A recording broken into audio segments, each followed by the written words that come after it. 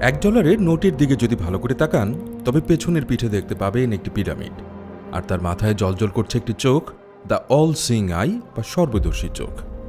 নিচে ল্যাটিন ভাষায় লেখা নোভাস অর্ডো সেক্লোরাম, যার অর্থ যুগের নতুন ক্রম বা নিউ ওয়ার্ল্ড অর্ডার। আপনি কি কখনো ভেবেছেন কেন একটি সাধারণ মুদ্রায় এমন রহস্যময় প্রতীক থাকবে?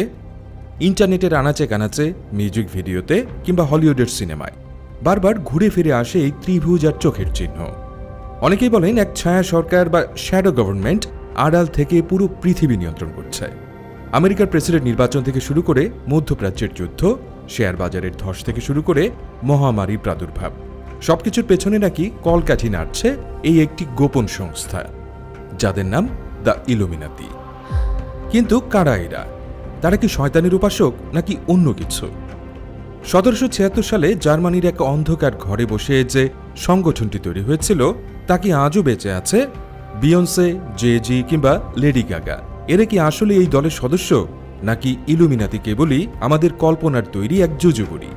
ইতিহাসের ধুলো ঝেড়ে এবং ষড়যন্ত্র তত্ত্বের জট খুলে আদ্যপান্তর আজকের পর্বে আমরা প্রবেশ করব পৃথিবীর সবচেয়ে রহস্যময় সিক্রেট সোসাইটির অন্দরমহলে।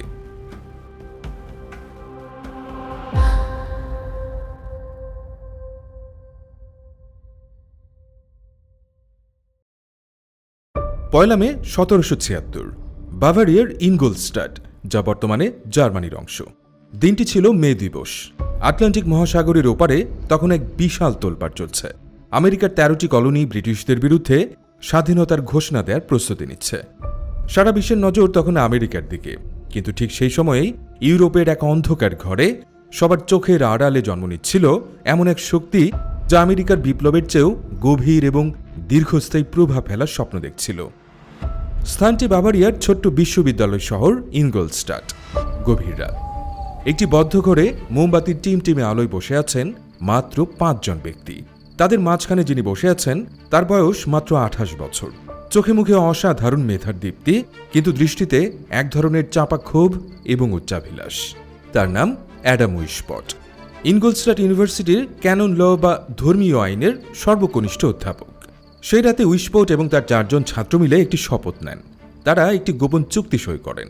তৈরি হয় একটি নতুন সংগঠন, যার নাম দেওয়া হয় দ্য অর্ডার অফ ইলুমিনাতি। কিন্তু কেন? একজন আইন অধ্যাপক কেন রাতের আধারে এমন গোপন দল তৈরি করবেন? কি ছিল তার উদ্দেশ্য? এই প্রশ্নের উত্তর জানতে হলে আমাদের তাকাতে হবে তৎকালীন বাভারিয়ার সমাজ ব্যবস্থার দিকে। অষ্টাদশ শতাব্দীর বাভারিয়া ছিল কট্টর রক্ষণশীল। পুরো সমাজ, রাজনীতি এবং শিক্ষা ব্যবস্থা নিয়ন্ত্রণ করত রোমান ক্যাথলিক চার্চ এবং বিশেষ করে জেসুইট যাজকরা। অ্যাডাম উইশপটের জন্ম হয়েছিল এক ইহুদি পরিবারে, কিন্তু ছোটবেলায় তিনি পিতৃহারা হন এবং তার ধর্মান্তর ঘটে। তাকে লালন পালন করেন তার ধর্মপিতা, যিনি ছিলেন একজন প্রভাবশালী ব্যারন। উইশপট পড়াশোনা করেন জেসুইটদের কঠোর শাসনে, কিন্তু উইশপট ছিলেন জন্মগতভাবে বিদ্রোহী। তিনি জেসুইটদের লাইব্রেরিতে বসে গোপনে ফরাসি বিপ্লবীদের বই পড়তেন। ভলতেয়ার, রুশো এবং এনলাইনমেন্ট বা জ্ঞানালোকের দার্শনিকদের চিন্তাধারা তাকে প্রভাবিত করে গভীরভাবে। তিনি বুঝতে পারেন ধর্ম এবং রাজতন্ত্র মানুষকে দাস বানিয়ে রেখেছে। চার্চ বিজ্ঞানকে ভয় পায়, যুক্তিকে গলা টিপে ধরে। উইশপট বিশ্বাস করতেন মানব জাতির মুক্তির একমাত্র পথ হল রিজন বা যুক্তি। কিন্তু সমস্যা ছিল একটাই, বাভারিয়াতে বসে চার্চ বা রাজার বিরুদ্ধে প্রকাশ্যে কথা বলার শাস্তি ছিল মৃত্যুদণ্ড। উইশপট বুঝতে পারলেন যা করার তা করতে হবে আড়ালে থেকে। সিস্টেমের বাইরে থেকে যুদ্ধ করে লাভ নেই, সিস্টেমের ভেতরে ঢুকে তাকে ধসিয়ে দিতে হবে। পয়লা মে 1776 সেই রাতে উইশপট প্রথমে দলটির নাম দিয়েছিলেন বুন্ড আর পারফেক্টিবিলিস্টেন বা লিগ অব পারফেক্টিবিলিস্ট। তার দর্শন ছিল মানুষ অসম্পূর্ণ, কিন্তু শিক্ষার মাধ্যমে মানুষকে পারফেক্ট বা নিখুঁত করা সম্ভব। তবে নামটি ছিল বড্ড খটমটো এবং অদ্ভুত, তাই কিছুদিন পরেই তিনি নামটি পরিবর্তন করেন। ল্যাটিন শব্দ ইলুমিনেটাস, যার অর্থ আলোকিত বা জ্ঞানী, সেই শব্দ থেকে তিনি দলের নতুন নাম রাখেন দ্য অর্ডার অব ইলুমিনাতি। তাদের প্রতীক আজকের মতো পিরামিড বা এক চোখ ছিল না। উইশপট বেছে নিয়েছিলেন রোমান দেবী মিনার্ভার বাহন পেঁচাকে। কেন পেঁচা? কারণ পেঁচা অন্ধকারে দেখতে পায়, পেঁচা জ্ঞানের প্রতীক। ইলুমিনাতি সদস্যরা নিজেদের ভাবতেন সেই পেঁচার মতো, যারা সমাজের অজ্ঞতার অন্ধকারে বসেও সত্যের আলো দেখতে পান। উইশপট জানতেন তার এই কাজ রাষ্ট্রদ্রোহিতার শামিল, ধরা পড়লে মৃত্যু নিশ্চিত। তাই তিনি সংগঠনের ভেতর এক কঠোর গোপনীয়তার নিয়ম তৈরি করলেন। সদস্যদের একে অপরের আসল নাম জানা ছিল নিষিদ্ধ। তারা একে অপরকে চিনতেন প্রাচীন গ্রিক ও রোমান ইতিহাসের বিখ্যাত চরিত্রদের নামে। উইসপট নিজের জন্য যে নাম বেছে নিলেন তা হচ্ছে স্পার্টাকাস। রোমান ইতিহাসে স্পার্টাকাস ছিলেন সেই ক্রীতদাস নেতা যিনি রোমান সাম্রাজ্যের বিরুদ্ধে বিশাল বিদ্রোহ গড়ে তুলেছিলেন। উইসপট নিজেকে আধুনিক যুগের স্পার্টাকাস ভাবতেন, যার লক্ষ্য মানুষের মনস্তাত্ত্বিক দাসত্বের শৃঙ্খল ভাঙা। ইলুমিনাতির মূল দর্শন আপাত দৃষ্টিতে খুব মহান মনে হতে পারে। তাদের ম্যানিফেস্টোতে বলা ছিল ধর্মীয় কুসংস্কার দূর করা, রাষ্ট্রীয় ক্ষমতার অপব্যবহার রোধ করা এবং নারী ও পুরুষের সম অধিকার নিশ্চিত করা। কিন্তু তাদের পদ্ধতি ছিল ভয়ঙ্কর। উইসপট বিশ্বাস করতেন দ্য এন্ড জাস্টিফাইজ দ্য মিনস, যার অর্থ উদ্দেশ্য মহৎ হলে পথ যেমনই হোক তা বৈধ। তিনি তার সদস্যদের শেখাতেন কিভাবে অন্য মানুষের গোপন তথ্য সংগ্রহ করতে হয়, কিভাবে ব্ল্যাকমেইল করতে হয় এবং কিভাবে প্রশাসনের উচ্চ পদস্থ কর্মকর্তাদের মগজ ধোলাই করে নিজেদের দলে ভেড়াতে হয়। উইসপট লিখেছিলেন, আমাদের লক্ষ্য হলো এমন এক রাষ্ট্র ব্যবস্থা তৈরি করা যেখানে কোনো রাজা থাকবে না, কোনো চার্জ থাকবে না, মানুষ হবে সম্পূর্ণ স্বাধীন এবং যুক্তিবাদী। বলা যায় এটি ছিল মূলত নৈরাজ্যবাদ বা অ্যানার্কির এক বুদ্ধিবৃত্তিক সংস্করণ। শুরুতে ইলুমিনাতি ছিল উইসপটের কয়েকজন ছাত্রের মধ্যে সীমাবদ্ধ, কিন্তু উইসপট ছিলেন অত্যন্ত চতুর। তিনি জানতেন কয়েকজন ছাত্রদের বিপ্লব হয় না, তার দরকার ধনী, প্রভাবশালী এবং ক্ষমতাধর ব্যক্তিদের। কিন্তু এই অভিযাত্রা কেন এক সাধারণ প্রফেসরের কথা শুনবে? উইসপট তখন এক মাস্টার প্ল্যান সাজালেন। তিনি লক্ষ্য করলেন ইউরোপ জুড়ে তখন ফ্রি ম্যাসনারি নামের একটি অভিজাত ক্লাব বা সংগঠন খুবই জনপ্রিয়। সব ডিউক, প্রিন্স এবং ব্যাংকাররা সেখানে আড্ডা দেন। উইসপট সিদ্ধান্ত নিলেন তিনি নতুন করে সদস্য খুঁজবেন না।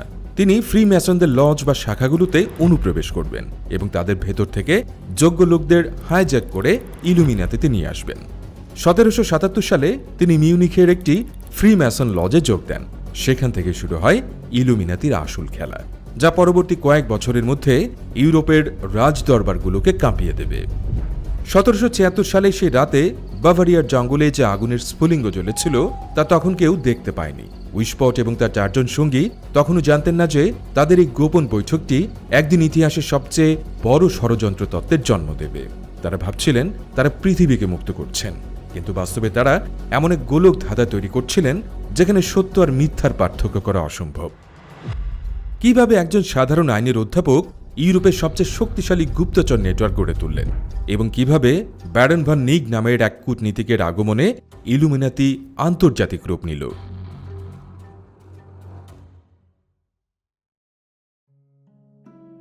1780 সাল, মিউনিখ, বাভারিয়া।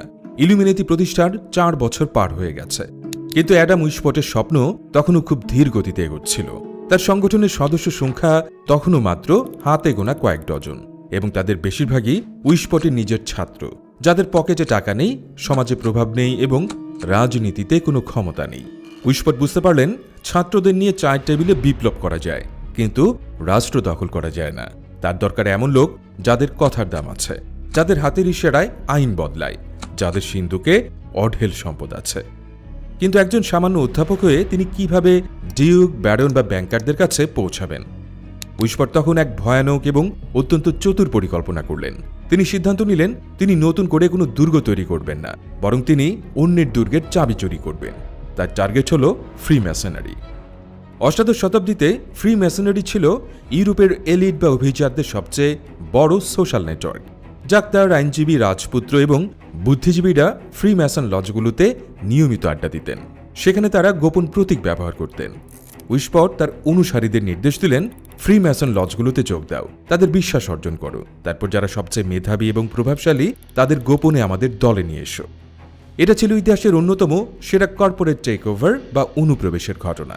ইলুমিনাতি সদস্যরা ফ্রি ম্যাসনারিকে একটি হোস্ট হিসেবে ব্যবহার করতে শুরু করলো, ঠিক যেভাবে একটি ভাইরাস শরীরের কোষে ঢুকে বিস্তার লাভ করে। উইসপটের এই পরিকল্পনা হয়তো ব্যর্থ হতো যদি না তিনি একজন জাদুকরের দেখা পেতেন। 1780 সালের জুলাই মাসে ইলুমিনাতির ইতিহাসে সবচেয়ে গুরুত্বপূর্ণ ঘটনাটি ঘটে। ফ্র্যাঙ্কফুর্টের এক সরাইখানায় উইসপটের পরিচয় হয় এক গুপ্তচরের সাথে, নাম Baron Adolf von Knigge. Baron von Knigge ছিলেন একাধারে একজন অভিজাত বংশীয় কূটনীতিক, বিখ্যাত লেখক এবং ফ্রি ম্যাসনারির উচ্চপদস্থ নেতা। কিন্তু তিনি ফ্রি ম্যাসনারির উপর বিরক্ত ছিলেন। তিনি মনে করতেন ফ্রি ম্যাসনরা কেবল খাওয়া দাওয়া আর আড্ডায় সময় নষ্ট করছে, তারা আসল অকাল্ট নলেজ অর্থাৎ গুহ্য জ্ঞান হারিয়ে ফেলেছে। উইসপট এই সুযোগটি নিলেন। তিনি ভন নিককে মিথ্যা বললেন। তিনি বললেন, আমাদের ইলুমিনাতি সংগঠনটি 1000 বছরের পুরনো। আমাদের কাছে এমন সব প্রাচীন জ্ঞান আছে যা মিশরের পিরামিড থেকে এসেছে। জ্ঞান পিপাসু ভন নিক এই টোপ গিললেন। তিনি যোগ দিলেন ইলুমিনাতিতে, আর তার যোগ দেওয়ার মাধ্যমেই ইলুমিনাতি একটি লোকাল গ্রুপ থেকে ইন্টারন্যাশনাল পাওয়ার হাউসে পরিণত হল। ব্যারন ভন নিক ছিলেন একজন অসাধারণ সংগঠক। তিনি উইসপটের অগোছালো ধারণাগুলোকে একটি সুশৃঙ্খল কর্পোরেট কাঠামোতে রূপান্তর করলেন। তিনি ইলুমিনাতির জন্য একটি 13 স্তরের হায়ারার্কি বা পদমর্যাদা তৈরি করলেন, যা বিভক্ত ছিল 3টি প্রধান শ্রেণীতে। প্রথমত দ্য নার্সারি। এখানে নতুন সদস্যদের মগজ ধোলাই করা হতো। তাদের কাজ ছিল নিজের এবং পরিবারের সদস্যদের উপর গুপ্তচর বৃত্তি করা এবং নিয়মিত রিপোর্ট জমা দেয়া। তাদের শেখানো হতো উইসপট অর্থাৎ জেনারেলের আদেশই চূড়ান্ত। দ্বিতীয়ত দ্য মেসনিক গ্রেডস। যারা প্রথম ধাপ পার করত তাদের এই স্তরে আনা হতো। এখান থেকে মূলত ফ্রি মেসনদের ইলুমিনাতিতে কনভার্ট করা হতো। তাদের বলা হতো, তোমরা যা জানো তা ভুল, আমরাই জানি আসল সত্য। এবং তৃতীয়ত দ্য মিস্ট্রিজ। এটি ছিল সর্বোচ্চ স্তর। এখানে পৌঁছানো সদস্যদের কাছে কেবল আসল সত্য ফাঁস করা হতো, আর সেই সত্যটি ছিল ধর্ম মানুষের তৈরি, রাজতন্ত্র অবৈধ এবং আমাদের লক্ষ্য হল নতুন এক বিশ্ব ব্যবস্থা তৈরি করা। ভন নিকের নেতৃত্বে ইলুমিনাতির বিস্তার ঘটল ঝড়ের গতিতে, কিন্তু তাদের সবচেয়ে বড় বিজয় আসে 1782 সালে। সে বছর জার্মানির উইলহেমসবাদে ইউরোপের সব ফ্রিমেসন নেতাদের এক বিশাল সম্মেলন বা কংগ্রেস অনুষ্ঠিত হয়। ব্যারন ভন নিক সেখানে উপস্থিত ছিলেন। তিনি তার বাগ্মিতা এবং ব্যক্তিত্ব দিয়ে উপস্থিত ফ্রিমেসন নেতাদের মুগ্ধ করে ফেললেন। তিনি বোঝাতে সক্ষম হলেন যে ইলুমিনাতি হল ফ্রিমেসনারির পরবর্তী এবং উন্নত সংস্করণ। ফলাফল, শত শত ফ্রিমেসন লজ তাদের আনুগত্য পরিবর্তন করে ইলুমিনাতির ছায়াতলে চলে এলো। ইলুমিনাতির জন্য এটি ছিল এক বিশাল অর্জন। 1784 সালের মধ্যে ইলুমিনাতির সদস্য সংখ্যা 2000 থেকে 3000-এ পৌঁছে যায়, কিন্তু তাদের ক্ষমতা কেবল সংখ্যায় সীমাবদ্ধ ছিল না। কারণ যেসব মানুষ ইলুমিনাতির সদস্য হয়েছিল তারা কেবল বিখ্যাতই ছিলেন না, ছিলেন ব্যাপক প্রভাবশালী। যেমন বিখ্যাত জার্মান কবি ইয়োহান ভলফগ্যাং ফন গোটে, দার্শনিক Johann Gottfried Herder, duke of Gotha এবং ডিউক অব ব্রান্সউইকের মতো শাসকরা, সেই সাথে ইউরোপের বড় বড় সব ব্যাংকাররা। পরিস্থিতি এমন দাঁড়ালো যে বাভারিয়ার সরকারি অফিস, আদালত এবং বিশ্ববিদ্যালয়গুলোর প্রতিটি গুরুত্বপূর্ণ পদে একজন করে ইলুমিনাতি সদস্য বসেছিল। উইসপট গর্ব করে তার এক চিঠিতে লিখেছিলেন, রাজারা ভাবে তারা দেশ চালাচ্ছে, কিন্তু তারা জানে না তাদের কলম দিয়ে আমরাই সই করাচ্ছি। কিন্তু অত্যধিক ক্ষমতা আর অহংকারী শেষমেশ পতনের কারণ হয়ে দাঁড়ালো। উইসপট ছিলেন এক নায়কতান্ত্রিক। তিনি চাইতেন সবাই তার কথায় উঠবস করুক। অন্যদিকে ব্যারন ভন নিক ছিলেন স্বাধীন চেতা এবং অভিজাত। তিনি উইসপটের এই কন্ট্রোল ফ্রিক স্বভাব মেনে নিতে পারলেন না। সংগঠনের ভেতরে শুরু হলো দুই নেতার স্নায়ুযুদ্ধ। উইসপট বললেন নিক ধর্মকে বেশি গুরুত্ব দিচ্ছে, আর নিক বললেন উইসপট একজন স্বৈরাচারী পাগল। এই অভ্যন্তরীণ কোন্দল যখন চরমে, ঠিক তখনই তাদের একটি গোপনীয় চিঠি ভুল হাতে পড়ে যায়। আর সেই একটি চিঠি বাভারিয়ার রাজার কাছে ফাঁস করে দেয় তার নাকের জগাতেই কিভাবে তার কবর খোঁড়া হচ্ছে। কিভাবে ফাঁস হলো সেই চিঠি এবং বজ্রপাতের আঘাতে এক বার্তাবাহকের মৃত্যু কিভাবে ইলুমিনাতির গোপন দলিল প্রকাশ করে দিল।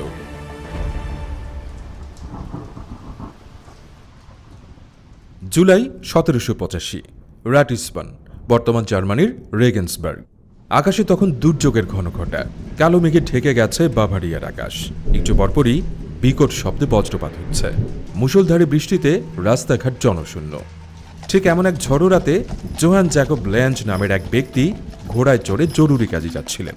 তিনি ছিলেন একজন ধর্মযাজক, কিন্তু গোপনে তিনি কাজ করতেন ইলুমিনাতির একজন কুরিয়ার বা বার্তাবাহক হিসেবে। হঠাৎ একটি বজ্রপাত সরাসরি আঘাত হানে ল্যাঞ্জের উপর। সাথে সাথেই মৃত্যু হয় তার। ঘটনাস্থলে পুলিশ আসে। তারা ল্যাঞ্জের মৃতদেহ তল্লাশি করতে গিয়ে তার কোটের ভেতরের পকেটে সেলাই করা কিছু অদ্ভুত কাগজপত্র খুঁজে পায়। পুলিশ প্রথমে বুঝতে পারেনি তারা কি পেয়েছে, কিন্তু যখন তারা কাগজগুলো বাভারিয়ার রাজ দরবারে পাঠালো তখন রাজার চোখ কপালে উঠল। এই একটি বজ্রপাত ইলুমিনাতির কফিনে প্রথম এবং সবচেয়ে বড় পেরেকটি ঠুকে দেয়। ল্যাঞ্জের পকেটে থাকা ওই তালিকা বা হিট লিস্টে এমন সব প্রভাবশালী ব্যক্তির নাম ছিল যা দেখে সরকার বুঝতে পারল তাদের নাকের জগাতেই এক বিশাল ষড়যন্ত্র চলছে। অনেকে একে বলেন সৃষ্টিকর্তার হস্তক্ষেপ। প্রকৃতি নিজেই চেয়েছিল এই শয়তানি চক্রের গোপন কথা ফাঁস হয়ে যায়। অবশ্য ল্যাঞ্জের মৃত্যুর আগেই ফাটল ধরেছিল ইলুমিনাতির দুর্গে। আর সেই ফাটলের কারণ ছিল দুই নেতার ইগো বা অহংকারের লড়াই। 1784 সালের দিকে অ্যাডাম উইসপট এবং ব্যারন ভন নিগের সম্পর্ক সাপে নেউলে পরিণত হয়। দ্বন্দ্ব চরমে পৌঁছালে 1784 সালের এপ্রিলে ব্যারন ভন নিগ ইলুমিনাতি থেকে পদত্যাগ করেন। যাওয়ার আগে তিনি বলে যান, উইসপট একজন পাগল জেসুইট ছাড়ার কিছুই নন। ভন নিগের চলে যাওয়া ছিল ইলুমিনাতির জন্য এক বিশাল ধাক্কা, কারণ তিনি ছিলেন সংগঠনের প্রধান রিক্রুটার। তার সাথে সাথে অনেক ধনী সদস্যও দল ত্যাগ করে। এদিকে ল্যাঞ্জের মৃতদেহ থেকে পাওয়া নথি এবং ইলুমিনাতি থেকে বেরিয়ে যাওয়া অসন্তুষ্ট সদস্যদের জবানবন্দি বাভারিয়ার শাসক চার্লস থিওডোরের হাতে পৌঁছায়। রাজা শিউরে উঠলেন।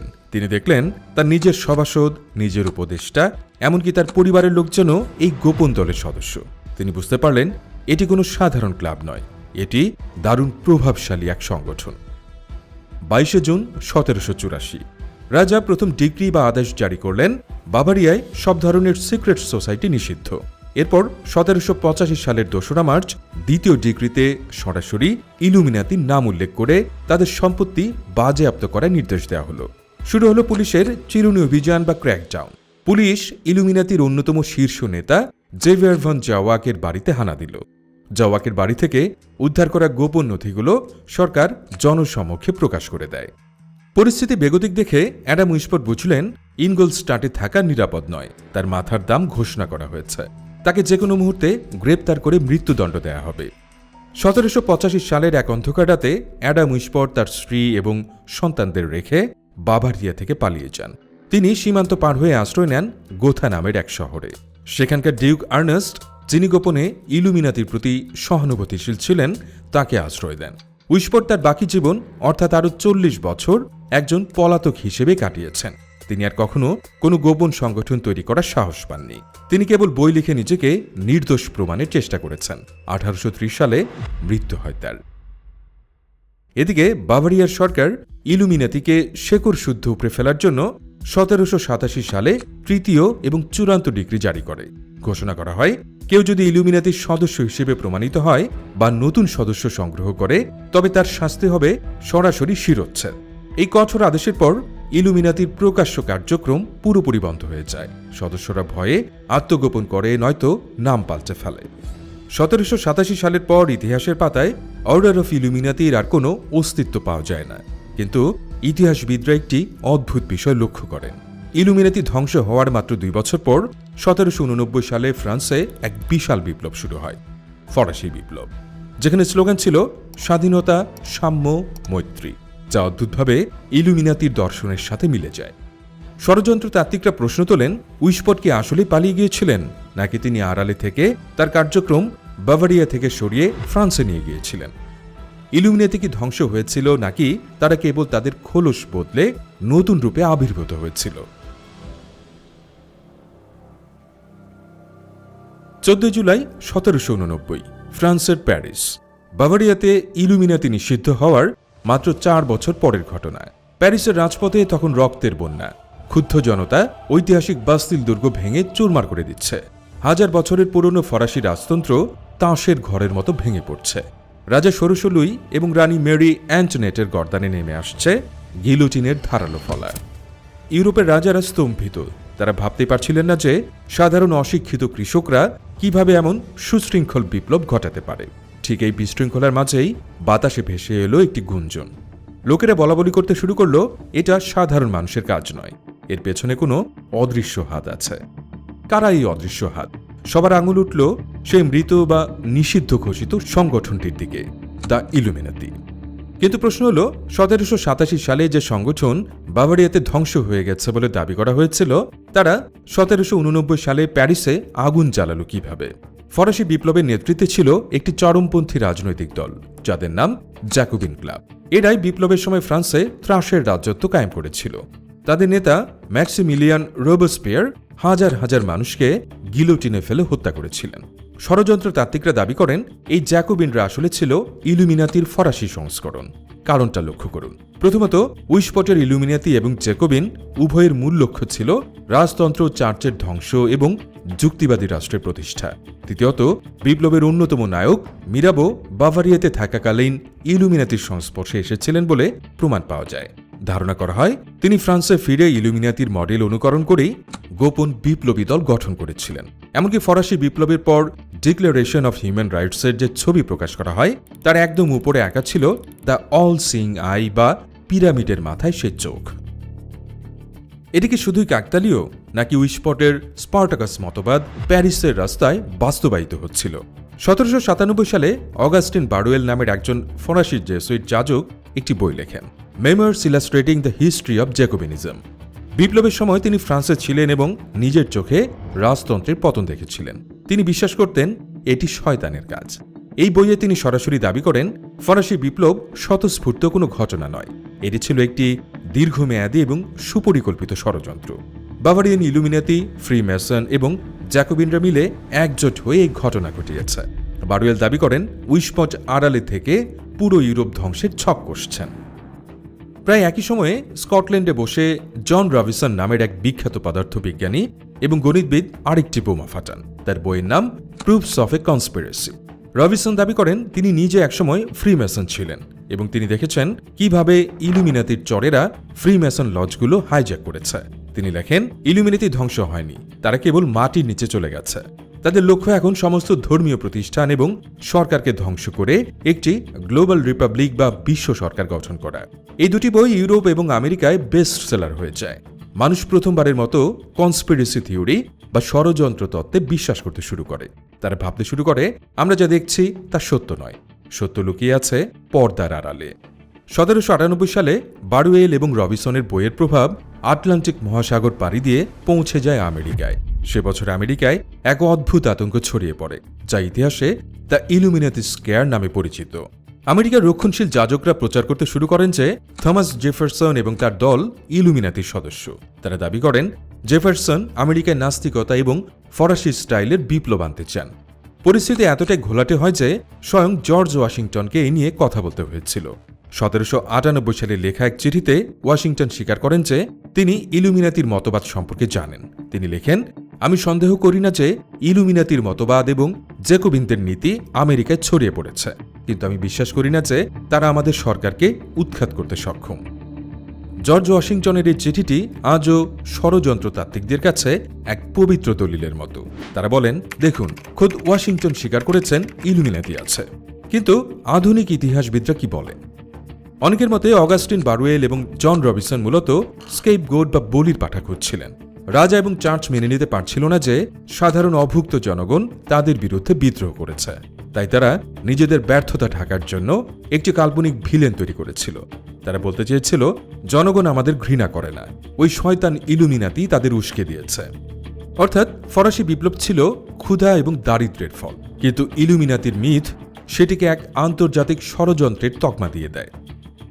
1789 থেকে 1800 সাল, এই সময়টাতেই আসল ইলুমিনাতি অর্থাৎ উইশপটের দল হারিয়ে যায় আর জন্ম নেয় মিথিক্যাল ইলুমিনাতি। অ্যাডাম উইশপট 1830 সালে মারা যান, কিন্তু বারুয়েল এবং রবিনসনের বইগুলো ইলুমিনাতিকে অমর করে দেয়। মানুষ বিশ্বাস করতে শুরু করলো ইলুমিনাতি এমন এক শক্তি যা কখনো মরে না। তারা ছায়া হয়ে আমাদের সাথে আছে, তারা সরকার চালায়, তারা যুদ্ধ বাঁধায়। কিন্তু এই রাজনৈতিক জুজুবুড়ি কিভাবে বিংশ শতাব্দীতে এসে পপ কালচার, মিউজিক ভিডিও এবং হলিউড সিনেমার অংশে পরিণত হলো? কিভাবে পিরামিড আর এক চোখের সাইন হয়ে উঠল আধুনিক ইলুমিনাতির ট্রেডমার্ক?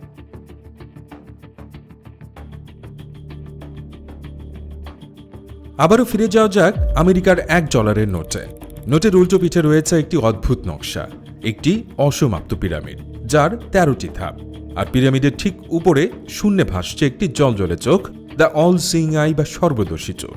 নিচে ল্যাটিন ভাষায় লেখা নোভাস অর্ডো সেক্লোরাম। ষড়যন্ত্রতাত্ত্বিকরা এর অনুবাদ করেন নিউ ওয়ার্ল্ড অর্ডার বা নতুন বিশ্ব ব্যবস্থা। 1776 সালে বাভারিয়ার জঙ্গলে জন্ম নেয়া একটি সংগঠন কিভাবে আমেরিকার জাতীয় মুদ্রায় জায়গা করে নিল? তবে কি আমেরিকা দেশটি ইলুমিনাতি প্রজেক্ট? আমেরিকার ফাউন্ডিং ফাদাররা কি গোপনে উইশপটের অনুসারী ছিলেন? ইন্টারনেটের যুগে এই প্রশ্নগুলোই দাবানলের মতো ছড়িয়ে পড়েছে। আজকের দিনে ইলুমিনাতি আর কোনো ইতিহাসের বিষয় নয়, এটি এখন আমাদের দৈনন্দিন বিনোদন, রাজনীতি এবং আতঙ্কের অংশ।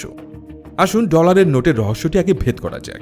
ইতিহাস বলছে এই গ্রেট সিল বা নকশাটি চূড়ান্ত করা হয়েছিল 1782 সালে, আর ইলুমিনাতি গঠিত হয়েছিল 1776 সালে। সময়ের হিসেবে কাছাকাছি মনে হলেও বাস্তবতা ভিন্ন। প্রথমত চোখ। এই চোখটি আসলে আই অফ প্রভিডেন্স। এটি সৃষ্টিকর্তার সর্বদ্রষ্টা চোখ, যা মধ্যযুগ থেকেই খ্রিস্টান শিল্পকলায় ব্যবহৃত হয়ে আসছে। দ্বিতীয়ত পিরামিড এখানে শক্তি এবং স্থায়িত্বের প্রতীক, আর 13টি ধাপ আমেরিকার 13টি আদি কলোনিকে নির্দেশ করে। তৃতীয়ত ল্যাটিন বাক্য নোভাস অর্ডো সেক্লোরামের সঠিক অর্থ নিউ ওয়ার্ল্ড অর্ডার নয়, এর অর্থ new order of the ages বা যুগের নতুন ক্রম। এটি আমেরিকার স্বাধীনতার মাধ্যমে নতুন যুগের সূচনাকে নির্দেশ করে। কিন্তু 1935 সালে যখন প্রেসিডেন্ট ফ্রাঙ্কলিন ডি রুজভেল্ট, যিনি একজন ফ্রি ম্যাসন ছিলেন, এই প্রতীকটি ডলারের নোটে যুক্ত করেন, তখনই ষড়যন্ত্রতাত্ত্বিকরা 2-2 4 মেলাতে শুরু করেন। তারা দাবি করেন এটি ছিল ইলুমিনাতির বিশ্ব দখলের সিগন্যাল। বিংশ শতাব্দীর শেষ দিকে এবং একবিংশ শতাব্দীর শুরুতে ইলুমিনাতি মিথ এক নতুন মোড় নেয়।